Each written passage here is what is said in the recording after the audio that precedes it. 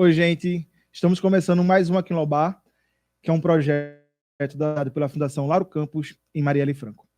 E hoje nós convidamos um companheiro e um amigo, né, um conterrâneo lá de Pernambuco, que está aqui nas terras paulistanas há algum tempo, mas que vem conversar com a gente, que é o companheiro Rafael Costa.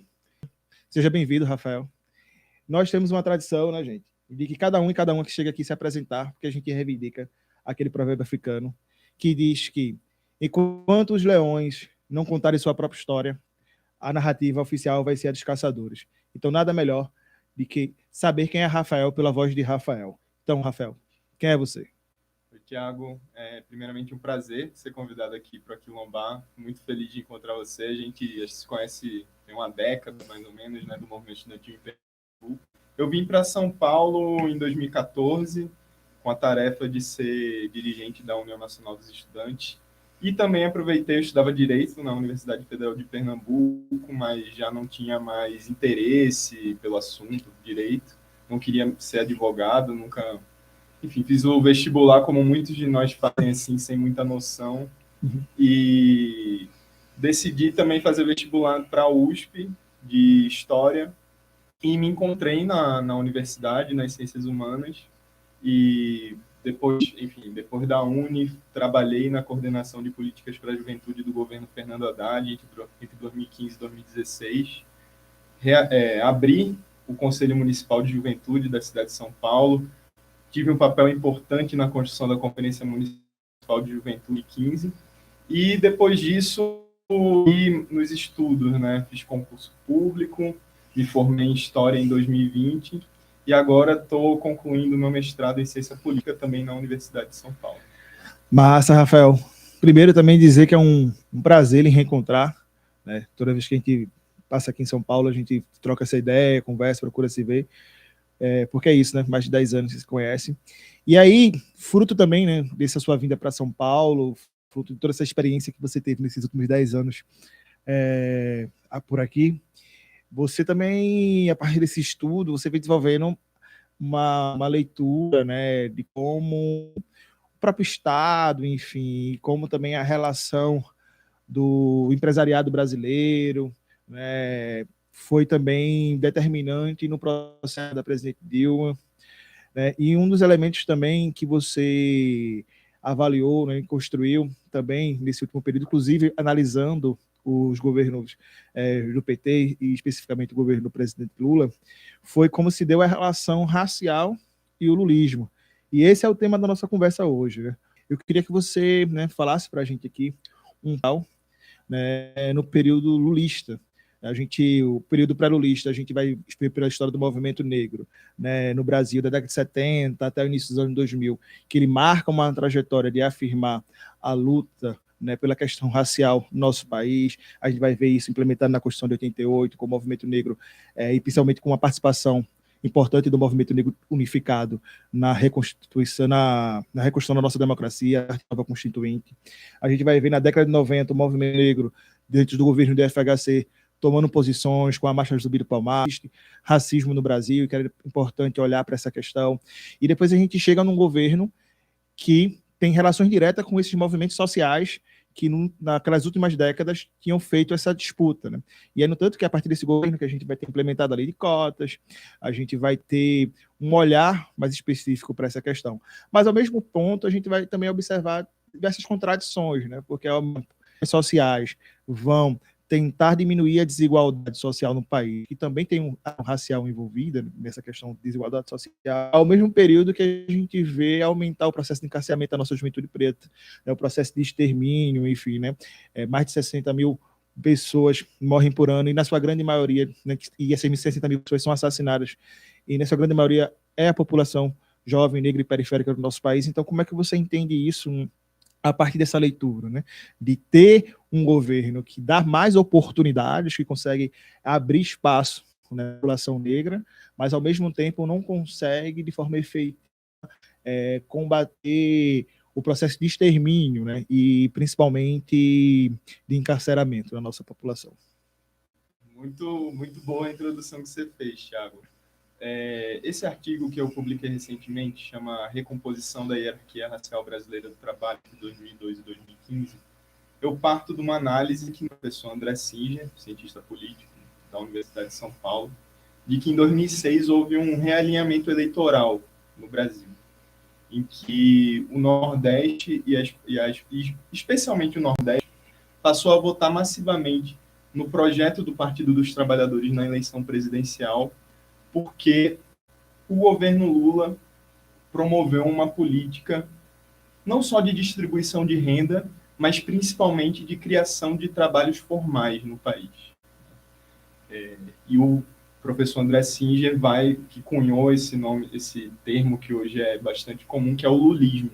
Ele vai dizer que o lulismo é o encontro dessa massa super empobrecida permanente que existe no nosso país com uma liderança política, com um projeto que representa os interesses dessa fração de classe, que nós identificamos como subproletariado. Por que subproletariado? Porque é uma massa de trabalhadores cuja a reprodução da sua força de trabalho, pelo fato de se dar no mercado informal, se dá num valor de reprodução abaixo daquilo que seria o mínimo para a sua própria subsistência. Uhum. Então, um projeto orientado pelo subproletariado que tem uma liderança política que conseguia, né, nesse período dos 2 primeiros governos, arbitrar entre as frações de classe um projeto político para governar o país. E esse projeto de inclusão das pessoas, dos trabalhadores, dessa massa super empobrecida do país no mercado formal de trabalho, ele é um projeto clássico da esquerda brasileira. E no artigo que eu vou falar é um projeto, inclusive, que está dentro dos marcos do que seria a modernidade capitalista ocidental. Porque se a gente parar para pensar, uma das condições fundamentais para o estabelecimento do capitalismo enquanto sistema é de formalizar a dominação do trabalho pelo capital através de um contrato. Isso está no Marx, né? O que ele chama de subsunção formal do trabalho em relação ao capital.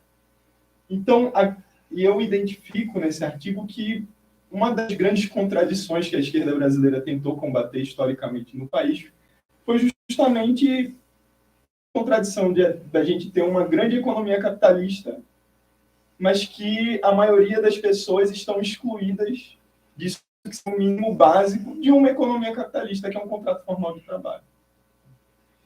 E o argumento que eu vou desenvolver no artigo é de que tem uma razão para que no Brasil, especificamente, essa massa super empobrecida seja excluída do mercado de trabalho, que é uma questão de longa duração, que é o fato de que essas pessoas super empobrecidas têm uma cor, que são as pessoas negras. E de que o que justifica essa contradição desse capitalismo, que não consegue se realizar enquanto o que seria um capitalismo minimamente decente nos termos ocidentais, é que nós temos uma elite racista e que quando há uma inclusão... Então, e aí só para deixar o argumento completo, o programa lulista ele visava incluir essa massa super empobrecida no mercado formal de trabalho, o que seria normal dentro de uma economia capitalista. No entanto, pelo fato de nós termos no Brasil uma elite racista, uma elite que foi constituída na diferença em relação aos pretos, ela não aceita a implementação do programa capitalista no Brasil. Isso cria uma contradição. Então, o lulismo tinha uma consequência prevista, que era incluir esses pobres no mercado de trabalho, só que trazia também em si uma consequência imprevista, que não estava prevista no programa clássico do PT, que era o seguinte: quando incluir essas pessoas, a elite não vai aceitar, porque essas pessoas que estão sendo incluídas são pretas. Então, a ideia é mais ou menos de que tem uma contradição fundamental para o desenvolvimento capitalista no Brasil, que é esse, de que nós temos uma elite que, por questões outras também, mas no meu artigo eu trato dessa especificamente, por uma questão racial, não aceita o desenvolvimento do próprio capitalismo. Então, eu vou tentar investigar essa linha de contradição no meu artigo e falar que o lulismo é prevista. E que, portanto, o lulismo, ele gera, sem querer gerar, ele gera um conflito marcado nas linhas raciais. Interessante, Rafael. E acho que, olhando pelo que você acabou de pontuar, né, sobre como você construiu se passa por isso também, quando você apresenta de que a elite ela não aceitou essa inclusão, né, dos empobrecidos, né, da camada mais pobre, no processo do trabalho formal, do próprio capitalismo em si, né, esperava ali que eles ficassem naquela perspectiva do exército de reserva, né, no empobrecimento geral, inclusive porque é a grande contradição que todo mundo apresenta, né, é muito comum falar do governo do PT e sempre vinha aquela afirmação de que o incomodava não era alguns debates que sempre apresentaram, mas o que incomodava era ter a empregada doméstica no aeroporto, o que incomodava ainda que antes ia para a Disney para acompanhar e ficar cuidando das crianças que não tinham direito de se divertir, ela agora poderia levar o filho dela, né, em algum determinado momento se organizando para a Disney porque tinha uma condição, digamos assim, mais organizada de trabalho nessa. Por exemplo, a gente vai ver aí a lei doméstica, acho que foi a grande polêmica dentro do governo do PT. E aí é isso. Inclusive, a gente teve uma fala do Paulo Guedes, né, que foi marcante, que é de que ele coloca que tem muita gente viajando, que pobre está viajando, está pegando avião, enfim, vai mostrando um pouco, de fato, que acho que um dos elementos centrais do que a gente pode ver no governo Bolsonaro a postura do Paulo Guedes em relação a isso que você colocou, né? Foi um governo que, de fato, desde o golpe para cá, né? Enfim, você tem o governo Temer, você tem o governo Bolsonaro, que na parte econômica liderado pelo Paulo Guedes, ele trabalhou para que todos os avanços, ainda que mínimos, que foram implementados nos últimos anos, reforçados, que foram avançados assim desde Vargas até aquelas questões trabalhistas, mas que diante do governo do PT foram tendo avanços específicos, enfim, eles trabalharam para destruir todos esses processos dos direitos trabalhistas, a questão a partir da reforma da Previdência, demonstrando uma real ojeriza, um real ódio de classe, né, à população trabalhadora do nosso país, que na sua grande maioria, pela nossa formação social, ela é negra, pobre, ela é mulher, enfim.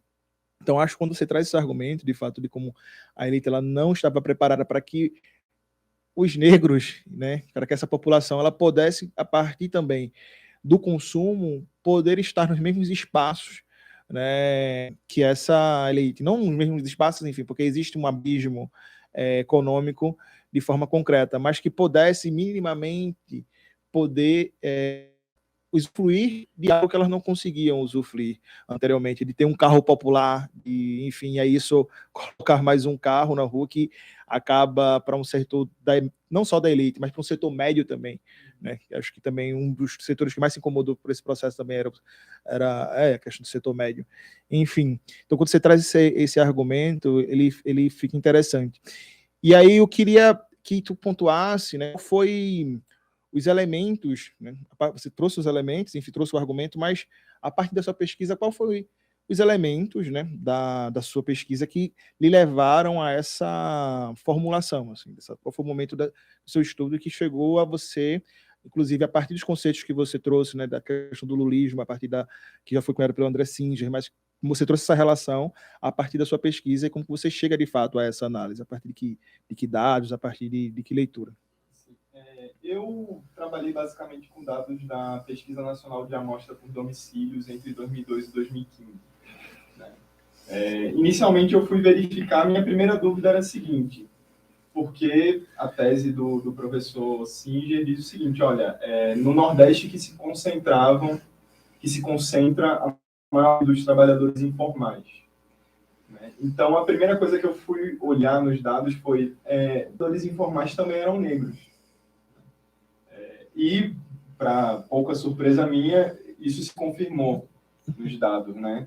Só para falar exatamente em números aqui, eu tenho esses números, e em 2002, se a gente pegar a etnia autodeclarada, e aqui eu agrego pardos, negros e não brancos, né? Porque, enfim, uma forma metodológica de lidar com a questão. Então, entre os trabalhadores informais no Brasil, em 2002, a gente tinha 55% dos trabalhadores informais se autodeclarando não brancos. Uhum. Só que, e aí foi que os dados começaram a me colocar problemas de pesquisa.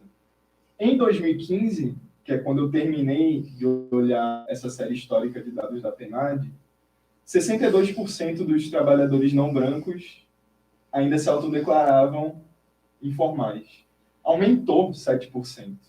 Isso me colocou uma dúvida, pela tese do professor, isso, não sei, não está encaixando, né? E aí eu fui olhar na PNAD se tinha ocorrido alguma mudança no comportamento da autodeclaração de maneira geral, de como a população se autodeclara. E, para minha surpresa, a autodeclaração se alterou. Para você ter uma ideia, em 2002, a gente tinha no Brasil 50,33% das pessoas que responderam à PNAD se autodeclarando não brancas, pardas ou negras. Em 2015, esse percentual aumentou para 57,44%. Então, veja só, não tem um evento demográfico no Brasil nos 15 anos de governo do PT que justifique um aumento dessa ordem, né? Então, a hipótese que eu levanto no artigo é de que existe correlação entre a inclusão de pessoas no mercado de trabalho formal com o aumento da autodeclaração étnica, das pessoas passarem a se identificar como não brancas. E veja só que interessante. No Nordeste, em 2002, 66% da população se identificava como não branca. Em 2015, 73%. Mas a grande diferença não estava no Nordeste. A grande diferença no Sudeste. No Sudeste, 36% das pessoas se autodeclaravam não brancas na PNAD em 2002. E em 2015, isso passou para 49%. E isso me colocou um problema interessante de pesquisa, porque ao passo que, se é verdade que o Nordeste apoia massivamente o Lula, o Nordeste é massivamente não branco, como eu acabei de falar os números aqui, ao mesmo tempo, teve uma mudança cultural, digamos assim, da autoidentificação da população pobre no Sudeste. E isso acho que foi o grande achado da pesquisa, né? De achar primeiro essa correlação entre a transformação do mercado de trabalho, né? Eu não falei os números, mas tem uma inversão da polaridade, né? Não chega a ser uma inversão, na verdade, né? No Brasil, para você ver como é complicado, em 2002, 58% dos trabalhadores que responderam à PNAD diziam que eram trabalhadores informais, né? Não tinham carteira assinada. No final, em 2015, isso caiu para 47%, caiu 11 pontos. Né? Só que o número de trabalhadores formais pulou de 30% em 2002 para 41% em 2015. E com uma estagnação forte entre 2013 e 2015. Digamos assim, essa boca de jacaré que foi se fechando até 2013 parou. Mas aí já é outra discussão, 2013, mas parou. Né? Mas para você ver como essa transformação, que é uma transformação relevante, apesar do número de trabalhadores formais não passar a ser a maioria, é uma mudança muito relevante, está correlacionada a uma mudança da autopercepção dos trabalhadores sobre a sua própria etnia. Eu não estou aqui falando que uma coisa causou outra, certo? Pode ser que, enfim, não sei dizer o que causou o quê. Se foi a mudança do mercado de trabalho que causou a mudança de autodeclaração, se foram outros fatores que causaram, mas fato é, isso está correlacionado. Isso aconteceu no mesmo período. Tem algum tipo de relação entre isso. Interessante. E aí, nesse caso, você acaba percebendo que na atual conjuntura, né, e principalmente na conjuntura que você aponta aí, existe uma relação colocada entre a questão racial e essa, digamos assim, que vai ser chamado de lulismo, mas também o próprio lulismo em si, hoje, é analisado pela perspectiva de viés. Esse apontamento também atrela-se a um outro debate de que a gente, do movimento, aponta, assim, o movimento negro não é homogêneo, né, tem suas diferenças, mas uma ala do movimento negro aponta de forma a ser avaliada de que não existe uma dicotomia entre a questão de classe e a questão de raça, né? Elas se atravessam, né? Então, o que o seu estudo aponta de fato esse atravessamento, né? De que tipo, quanto mais uma camada vai se identificando de forma como trabalhador, né, como parte de uma classe social, mas também é possível perceber a sua condição de raça, né? Então, qual dentro da lógica de como o Brasil se constitui. E o que é que você avalia a partir desses números, a partir disso que você apontou, para a gente ir avançando? O que é que você avalia? Você apontou isso a partir de um estudo onde a gente tem um crescimento de acesso ao trabalho formal, mas a gente está num momento onde cada vez mais a lógica do empreendedor de si, a lógica, né? Que esse é um grande, por exemplo, é um grande apontamento que a gente vai ter para o futuro. A gente, a partir de 2023, vai ter um novo governo Lula que não está, o Brasil não está nas mesmas condições de 2002, né? São 20 anos depois, com um processo produtivo totalmente mudado, com uma lógica neoliberal totalmente mudada, com uma disputa de consciência da nossa sociedade, inclusive da classe trabalhadora, em curso, né? A gente percebe cada vez mais essa perspectiva do empreendedorismo, do empreendedor de si, cada vez mais colocada. Então, esse debate, talvez, de que do mercado formal, ele, para um certo setor da nossa população, dos trabalhadores, ele não seja o caminho pela discussão para o próximo governo. Então, dentro dessa leitura que você faz, como é que você observa esse movimento para agora, né? Tipo, esse novo governo do PT, qual a dificuldade que ele vai ter nesse sentido, já que existia uma confluência sobre essa questão da formalidade, né, e dessa identificação, mas passando os anos, mudou-se a concepção do próprio indivíduo, que agora a gente vai fazer o debate sobre o mercado de trabalho, vai fazer o debate sobre regulamentações, enfim, do próprio trabalho. E como é que tu observa quais são os desafios para esse período, né? E como tu observa que também essa mudança de comportamento no último período? Eu não sou sociólogo, né? Então eu tenho um debate muito forte disso, realmente você está falando da questão da uberização, né?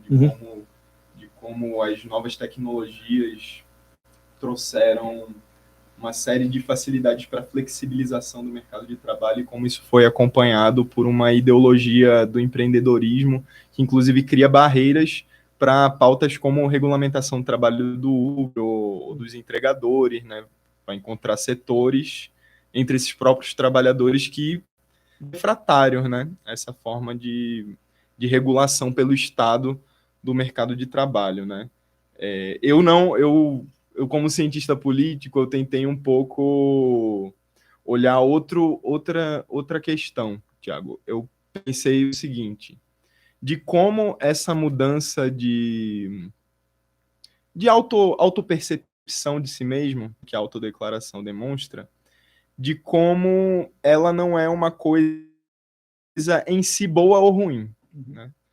Isso está em disputa. Isso está em disputa. A política, ela continua acontecendo, não é porque a pessoa mudou uma determinada percepção cultural de uma que isso cria necessariamente algo bom ou algo ruim, isso vai estar em disputa. E acho que isso está sendo disputado pelo empreendedorismo, por um lado. Só que, por outro, o que eu também identifico na pesquisa é que está correlacionada a esse aumento da autodeclaração de pessoas negras, um fortalecimento das canções. A sua pergunta levantou. Creio que o papel que o movimento negro e o movimento indígena cumpriram para a vitória do presidente Lula na última eleição é uma demonstração, como, por exemplo, a proposta de criação do Ministério de Povos Originários. Né? Isso é uma conquista do movimento. E o movimento ganhou força porque houve algum tipo de transformação cultural na sociedade que permitiu as lideranças e os movimentos galvanizarem essa mudança para um determinado caminho, para um determinado lado da disputa política. E não só isso. Dentro da esquerda, algumas das candidatas mais competitivas que a gente teve nessa última eleição no parlamento foram candidaturas de pessoas negras e pessoas indígenas. E eu não deixo de acreditar que isso está relacionado com transformações que começaram nesses 15 anos, 13 anos, 13, 15 anos de governo, de experiência petista, né? Eu não vou responder, como acho que você estava esperando, Tiago, a coisa do mercado de trabalho. Mas o que eu posso te dizer é que essas mudanças que se operaram no período dos governos petistas, em específico, essa mudança da autodeclaração étnica, ela foi galvanizada por determinados atores políticos do setor de esquerda, que se colocaram como porta-vozes desses sujeitos. E aí eu não estou querendo dizer que foram os trabalhadores negros que elegeram a Erika Hilton ou a Sônia Guajajara, porque se a gente for verificar territorialmente os votos dessas candidaturas, provavelmente a gente vai encontrar outro perfil de eleitor. Mas o que eu estou querendo dizer é que a inclusão desses sujeitos no mercado formal de trabalho passou a dar um outro peso a um outro tipo de agenda, uma agenda de visibilização racial. Sobre a questão racial, sua abordagem, sua pesquisa, acho que é importante, né? E a primeira, acho, provocação sobre o quanto, pelo menos que eu tive acesso dessa relação da não só analisar o quanto o lulismo teve impacto então, da relação com o movimento negro, né? Mas olhar também como esse mesmo lulismo ele teve impacto na formação de uma agenda, né, na perspectiva, inclusive, do trabalhador e da trabalhadora se identificarem com essa questão racial no período dos governos do PT. Então, acho que você aponta nesse sentido, né? Não é só uma pesquisa voltada a analisar diretamente como as políticas públicas influenciaram no processo de acesso à universidade ou outras benesses, né? Mas de quanto também a partir da lógica, da fórmula implementada de Estado e de governo, no fim das contas, na verdade, nem de Estado, de governo, ela conseguiu também relacionar uma nova análise dos próprios sujeitos sobre si, né? Inclusive a partir da perspectiva do trabalho. E aí, para a gente caminhando, eu queria aqui agradecer, né, tua vinda, tua disposição de estar aqui com a gente hoje. É muito importante, a gente tem uma relação pessoal para além desses diálogos, né? A gente já tentou até, mas a dinâmica na vida de cada um não permitiu, até escrever um artigo juntos lá atrás, ainda não conseguiu, mas quem sabe a gente vai conseguir algum dia. Mas, de fato, agradecer a tua disposição de contribuição nesse sentido. E queria que agora, dentro das tuas considerações finais, tu colocasse também o que é que tu analisa, né, o que tu espera a partir desse, inclusive, porque a gente vai ter um novo momento do lulismo no Brasil, né, que é uma terceira fase agora, está sendo aberta, inclusive as eleições já demonstram isso, né, com a influência do próprio lulismo, quando a gente vê o resultado eleitoral, mas também agora nesse processo de transição, e como é que tu analisa isso para o próximo período, e que aproveitasse já para fazer tuas considerações. Tá certo. Obrigado, Thiago. Agradeço muito. Estou muito feliz de estar aqui batendo esse papo com você. Estou em breve também saindo do Brasil, então uma das últimas coisas que eu estou fazendo aqui antes de ir embora. Agora, indo para a sua pergunta.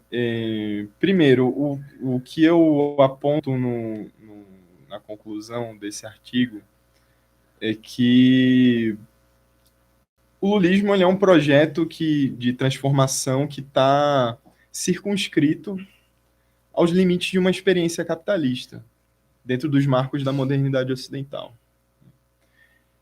Que, no entanto, por esse entrave de longa duração da questão racial brasileira, encontra uma oposição forte dos setores das elites, digamos assim, das elites econômicas do nosso país. E o que isso coloca para a gente daqui para frente? Porque é uma contradição, é um paradoxo quase, né? Eu estar aqui dizendo para você, olha, a elite econômica não quer que se desenvolva o capitalismo no Brasil. É um pouco paradoxal isso, mas isso, acho que eu não sou o primeiro a escrever isso, né? Acho que se a gente pegar desde o Florestan Fernandes, Revolução no Brasil, o paradoxo que as ciências sociais brasileiras lidam ao analisar a estrutura de classes no Brasil é esse. A gente tem uma burguesia que não pretende um projeto de desenvolvimento capitalista autônomo. E dito isso, a gente está aqui gravando e nesse momento tem pessoas acampadas na frente de quartéis militares pedindo um golpe. E não por acaso, quando a gente olha as fotos dessas manifestações, elas são fotos brancas. Não estou querendo dizer que não tem negros que apoiem, não é isso. Mas quando a gente olha a fotografia, é muito evidente que tem um determinado recorte nessas manifestações. E isso nos coloca numa posição, porque se o projeto é de desenvolvimento do capitalismo, sem romper com o capitalismo, mas as elites capitalistas do país não querem esse projeto, mas ao mesmo tempo nós, né, governo do PT, esse bloco político que nós compomos, ele não rompe também com esse modelo, a gente fica numa encruzilhada, num beco sem saída. E a única alternativa é tentar constituir uma saída por fora, né? Uma saída que venha das ruas, uma saída que venha das mobilizações, mas uma saída consciente, com um programa político, né? Um programa político que possa ser executado, que seja possível de governar, né? Não estou dizendo que eu espero isso do terceiro governo Lula, estou dizendo, enquanto uma perspectiva de médio e longo prazo, esse tem que ser o horizonte. De observando essa experiência, o que essa experiência dos governos do PT nos trouxeram, de bom e de ruim, e principalmente as contradições que elas colocaram, de como nós podemos usar essas contradições para propor um outro projeto que seja capaz de romper esse beco. Sim. Romper esse beco sem saída, de chegar nesse ponto em que a gente desenvolve o capitalismo, mas a gente tem uma elite burguesa que não quer desenvolver o capitalismo no Brasil, né?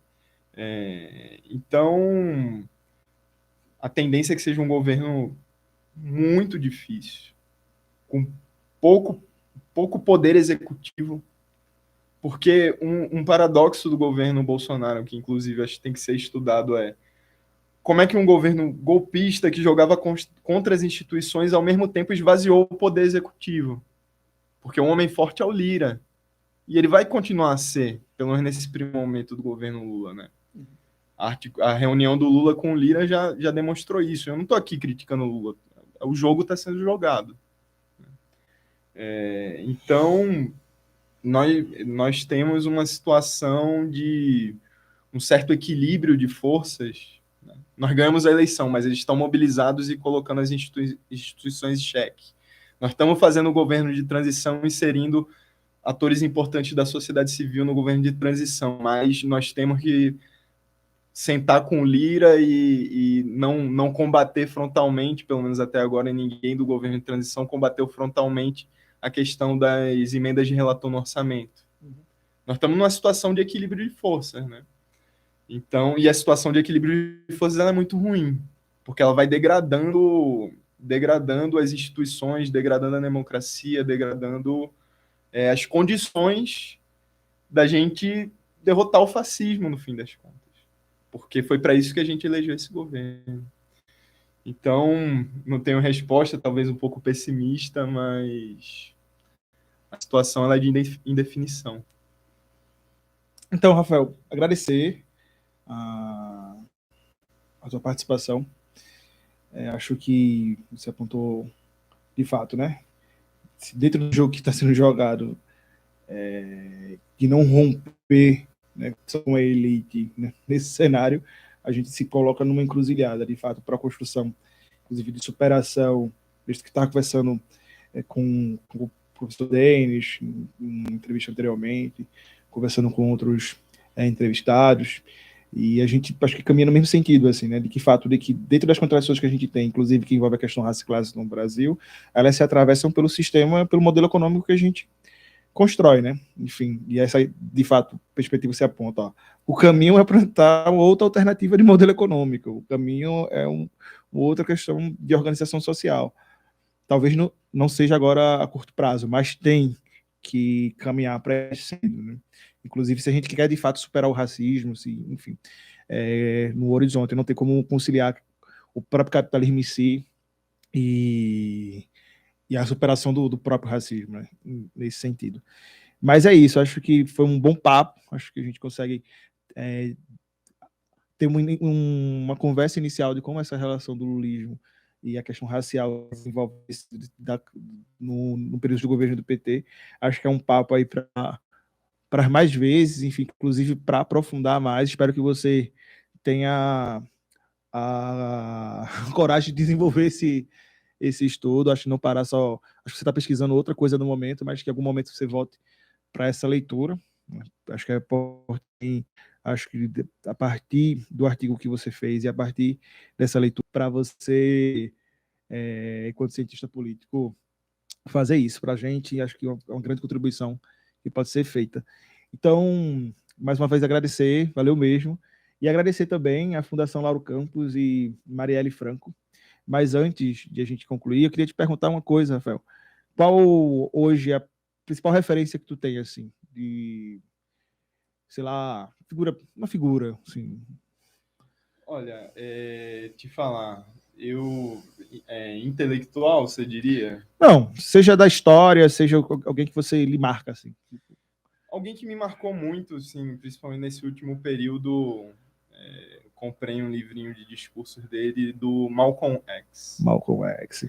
Tem um livro de discursos dele transcrito, que foi lançado recentemente pela UBU, que eu acho que quem quiser conhecer um pouco mais essa parte da história do movimento radical negro nos Estados Unidos, ali na primeira metade dos anos 60, né, de como foi essa radicalização do próprio Malcolm, eu acho que é uma leitura bem interessante. Tá, e um livro que você indicaria, assim, que lhe marcou? Um livro que me marcou e que, inclusive, orientou as minhas decisões de estudar e tudo mais foi Os Sentidos do Lulismo, que eu acho que é do professor André Singer, que, na minha opinião, é uma análise para a gente entender o que o Brasil é hoje, e principalmente assim, do ponto de vista das eleições, da política. É um livro para criticar ou para acordar é essencial, né? Um ponto de partida importantíssimo. E uma música? Uma música, eu diria Take 10, do Black Alien. E o time do coração? Esporte Clube do Recife, claro, Leão da Ilha.